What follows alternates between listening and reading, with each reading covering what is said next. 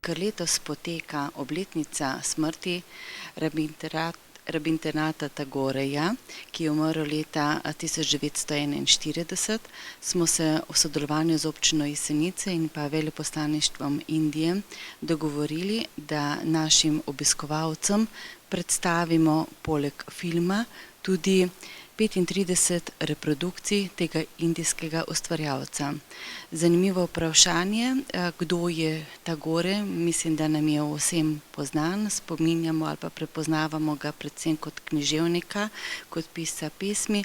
Namreč rodil se je leta 1861, no, in pri 7 letih menda napisal že prvo pesem. Pri 17 letih je to izdal v pesniški zbirki in pri svojih 52 letih, leta 1913, prejel tudi kot prvi Azijec Nobelovo nagrado za književnost.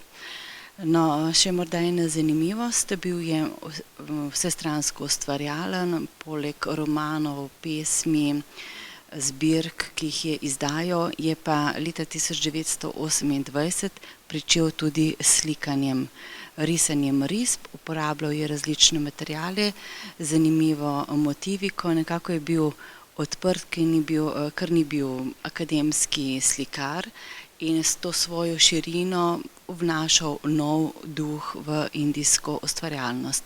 Njegova zapuščina šteje več kot 2500 del.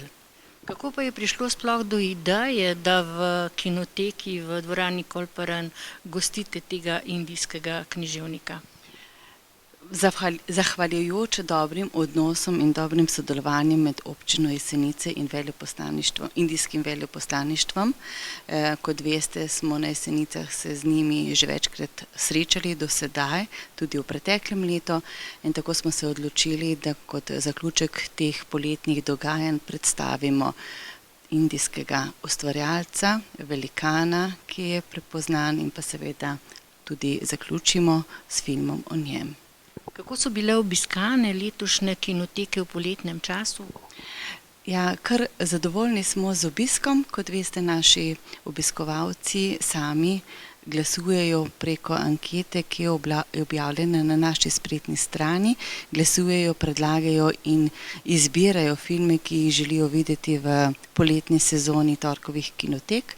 No, kar 8 se jih je zvrstilo, od komedij, dram, trilerjev, dokumentarnih filmov, vse so pa nekako vezane na ženske. Namreč v Železarskem muzeju na Stari Savi imamo še vedno do konca novembra na ogled razstavo Delavke železarne, kjer izpostavljamo in predstavljamo pomen in vlogo žena.